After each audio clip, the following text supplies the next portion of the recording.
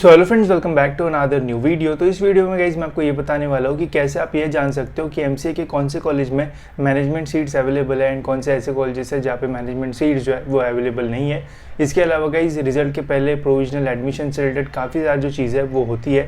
Students को college की तरफ से जो फ़ोन कॉल्स वगैरह है वो आते हैं एंड बोला जाता है कि जो सीट्स है वो फुल हो रही है, जल्दी से यहाँ पे एडमिशन ले लो। तो उससे रिलेटेड भी गाइज मैं आपको इस वीडियो में जो है वो डिटेल में इन्फॉर्मेशन दूंगा ताकि आपके साथ कोई भी जो स्कैम वगैरह है वो ना हो। इसके अलावा रिजल्ट्स के ऊपर भी स्टूडेंट्स के काफ़ी सारे जो क्वेश्चंस है वो आ रहे हैं कमेंट सेक्शन में, तो उससे रिलेटेड भी गाइस कुछ चीज़ें मैं आपको जो है वो इस वीडियो में बताऊंगा। तो वीडियो एंड तक देखते रहिए एंड अगर आप चैनल पे न्यू हो तो सब्सक्राइब जरूर से कर लेना ताकि आपको एमसीए से रिलेटेड सारे जो अपडेट्स है वो टाइम टू टाइम जो है वो मिलते रहे। तो सबसे पहले गाइस मैं आपको ये बता देता हूँ कि कैसे आप ये जान सकते हो कि कहाँ पे मैनेजमेंट सीट अवेलेबल है एंड कौन से कॉलेज में जो मैनेजमेंट सीट्स है वो अवेलेबल नहीं है। तो इसके लिए गाइस हम यूज़ करेंगे सीट मैट्रिक्स वाला डॉक्यूमेंट। अब इस डॉक्यूमेंट में गाइस हमें पता चलता है कि कौन से कॉलेज में कितनी सीट्स है एंड वो सीट्स किस टाइप से डिस्ट्रीब्यूटेड है कैटेगरी वाइज। साथ ही में यहाँ पे एक सेक्शन होता है इंस्टीट्यूट सीट्स का, जिससे हमें पता चलता है कि यहाँ पे मैनेजमेंट सीट्स है या फिर नहीं है। इंस्टीट्यूट सीट्स का मतलब ही मैनेजमेंट सीट्स होता है। अब जनरली होता ही है कि जो भी कॉलेज का सैंक्शन इनटेक होता है, जैसे इस कॉलेज का इनटेक 60 है तो उसका 20% ऑफ जो सीट्स है वो इंस्टीट्यूट लेवल सीट्स में जो है वो जाता है। बट आप यहाँ पे देख सकते हो इस वीजीटीआई कॉलेज में इंस्टीट्यूट सीट्स में 0 दिखाई दे रहा है। अब ऐसा क्यों है वो भी मैं आपको बता देता हूँ।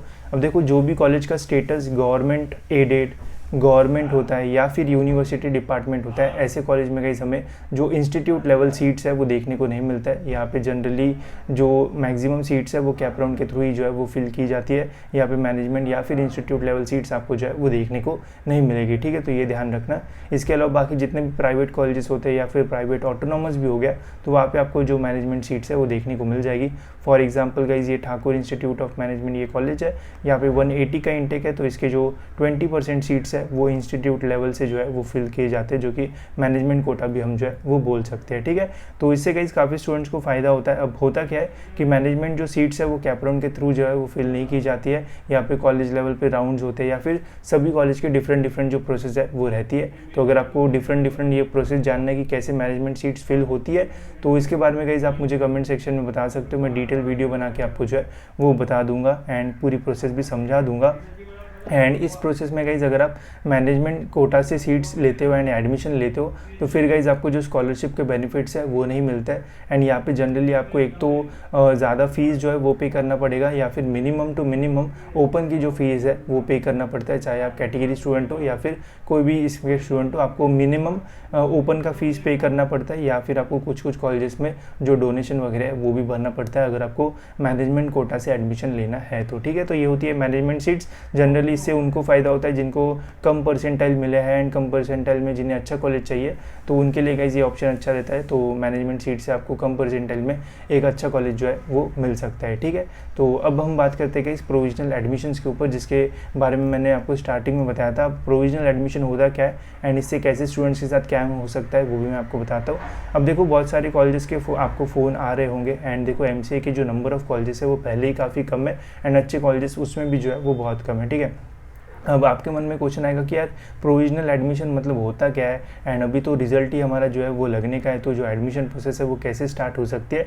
तो देखो, रिजल्ट लगने का ही है एंड एडमिशन प्रोसेस जो ऑफिशियल एडमिशन प्रोसेस है वो अभी भी जो है वो स्टार्ट नहीं हुई है, ठीक है। जैसे ही हमारा रिजल्ट लगेगा, रिजल्ट लगने के बाद गाइस कुछ दिनों में 15-20 दिनों में या फिर 1 महीने में हमारी जो ऑफिशियल एडमिशन प्रोसेस है वो स्टार्ट होगी, जिसका अपडेट जो है वो सीईटी के ऑफिशियल वेबसाइट पर जो है वो आता है। उसके कैप राउंड्स होते हैं एंड उसके बाद हमारा जो कॉलेज में हमें एडमिशन जो है वो मिलता है, ठीक है। तो ये जो ऑफिशियल प्रोसेस है वो भी जो है वो स्टार्ट नहीं हुई है, ठीक है। बट बहुत सारे कॉलेजेस क्या करते हैं एंड ऐसे कॉलेज स्पेशली जहाँ पे उतने एडमिशन नहीं होते या फिर उनकी सीट जो है वो फिल नहीं हो पाती है तो वो क्या करते हैं कि स्टूडेंट्स को फ़ोन करना जो है वो शुरू करते हैं एंड मैक्सिमम कॉलेजेस के बाद स्टूडेंट्स का जो डेटा है वो रहता है। फ़ोन करके वो स्टूडेंट्स को बोलते हैं कि देखो, हमारे कॉलेज में आप जो एडमिशन है वो ले सकते हो, आपको एडमिशन भी नहीं लेना है, बस आप अपनी जो सीट है वो कंफर्म करके रख सकते हो एंड जैसे ही आपका रिजल्ट लगेगा या फिर जैसे ही सीईटी की एडमिशन प्रोसेस स्टार्ट होगी तो उस टाइम आप हमारा जो कॉलेज का नाम है वो पहले नंबर पे जो है वो डाल देना, ठीक है। तो आपको फिर हमारा ही कॉलेज मिलेगा, ठीक है। तो कॉलेज जो है वो हाफ इन्फॉर्मेशन देते हैं,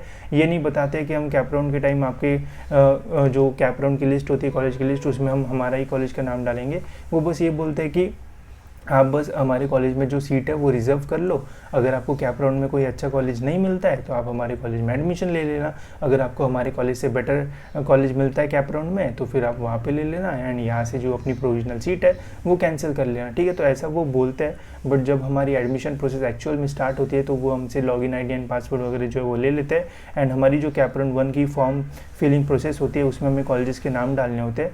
तो वहाँ पे ये कॉलेजेस क्या करते हैं कि अपने ही कॉलेज का जो नाम है वो फर्स्ट प्रेफरेंस पे डाल देते हैं, ताकि उनका ही कॉलेज उस स्टूडेंट को जो है वो मिले एंड आगे वो कैप राउंड में जो है वो ना जा पाए, ठीक है। तो ऐसे काफ़ी सारे जो स्कैम्स है वो स्टूडेंट्स के साथ होते हैं, जिसकी वजह से स्टूडेंट्स को एक अच्छा कॉलेज मिलना तो उतना अच्छा कॉलेज नहीं मिल पाता है, एंड जो कॉलेज उन्हें नहीं भी लेना है वो कॉलेज उन्हें जो है वो मजबूरी में जो है वो लेना पड़ता है। तो जब भी अगर आप प्रोविजनल एडमिशन या फिर ऐसे कोई कॉलेज के थ्रू अगर ऐसा कुछ आप कर रहे हो तो सबसे पहली बात मैं यही बोलूँगा कि कोई भी अपने ऑफिशियल डॉक्यूमेंट जो है वो कॉलेजेस को जो है वो सबमिट ना करो, ठीक है। सेकंड बात ये कि अगर आप वहाँ पे प्रोविजनल एडमिशन ले रहे हो तो कोई भी टोकन अमाउंट या फिर ऐसा कुछ जो है वो ज़्यादा मत दो, बिकॉज बहुत सारे कॉलेज आपको बोलेंगे कि आप यहाँ पे सीट रिजर्व कर सकते हो, आप बस यहाँ पे टोकन अमाउंट 5 या 10 हज़ार रुपये दे दो, एंड ये रिफंडेबल भी रहेगा अगर आप किसी और कॉलेज में एडमिशन लेते हो तो एडमिशन के टाइम। बट ये ऐसा जो है वो नहीं होता है, वो कॉलेज वाले बोलते हैं कि ये टोकन अमाउंट रिफंड वगैरह नहीं होगा ऐसा सब। तो यहाँ से भी जो है वो बच के रहना, यहाँ से आपका पैसे का जो स्कैम है वो हो सकता है। देखो अगर आपको बहुत ही कम मार्क्स मिले हैं तो फिर आप प्रोविजनल एडमिशन या फिर मैनेजमेंट कोटा के बारे में जो है वो सोच सकते हो। बट अगर आपको ठीक ठाक जो परसेंटाइल है या फिर जो मार्क्स अभी आंसर की से आपको पता चले होंगे अब वो 90-80 के अबो है तो आप रुक जाइए, ठीक है। रिजल्ट का वेट करिए, रिजल्ट लगने के बाद जो एक्चुअल सीईटी की एडमिशन प्रोसेस होती है उसमें अपना फॉर्म भरे, उसके कैप राउंड 1-2 तक देखो कि कॉलेज आपको लगता है या फिर नहीं लगता है। एंड तब तक गाइस मैक्सिमम कॉलेजेस में जो मैनेजमेंट की सीट्स है वो भी अवेलेबल होती है। ऐसा नहीं होता है कि मैनेजमेंट की सीट्स पहले से ही जो है वो फिल आउट हो जाएगी। बहुत सारे कॉलेज स्टूडेंट्स को ये इन्फॉर्मेशन देते हैं कि हमारी मैनेजमेंट सीट्स ऑलमोस्ट जो है वो फुल होने पे आ चुकी है, बस 2 ही सीट अभी जो है वो बची हुई है, तो अगर आपको एडमिशन लेना है तो आप ले सकते हो, अगर नहीं लेना है तो फिर नहीं मिलेगा। तो ऐसी जो अर्जेंसी है वो भी कॉलेजेस जो है वो क्रिएट करते हैं अपनी मैनेजमेंट सीट्स के लिए, बिकॉज देखो कुछ कॉलेजेस अच्छे हैं तो अच्छे कॉलेजेस में मैनेजमेंट सीट्स भी जो है वो जल्दी फिल हो जाती है, बट मैक्सिमम कॉलेजेस जो है वो इतने अच्छे नहीं है, तो वहाँ पे मैनेजमेंट सीट्स फिल करने में कॉलेजेस को जो है वो प्रॉब्लम्स आते हैं। तो ऐसे सारी फिर चीज़ें वो जो है वो करते हैं जिससे स्टूडेंट्स का जो है वो फ़ायदा नहीं होता है, ठीक है। तो इन सारी चीज़ों का जो है वो ध्यान रखना। अभी मैं आपको यही बोलूँगा कि आप ऑफिशियल जब एडमिशन प्रोसेस स्टार्ट होगी उसका जो है वो वेट करना, उसमें अगर आपको कॉलेज नहीं मिलता है तो फिर आप मैनेजमेंट कोटा के बारे में जो है वो सोच सकते हो। एंड जब एडमिशन प्रोसेस स्टार्ट होगी उस टाइम मैं आपको टाइम अपडेट भी देते रहूँगा कि कैसे आपको सारी जो चीज़ें वो करना है, ताकि आपके साथ कोई भी जो फ्रॉड या फिर स्कैम जो है वो ना हो।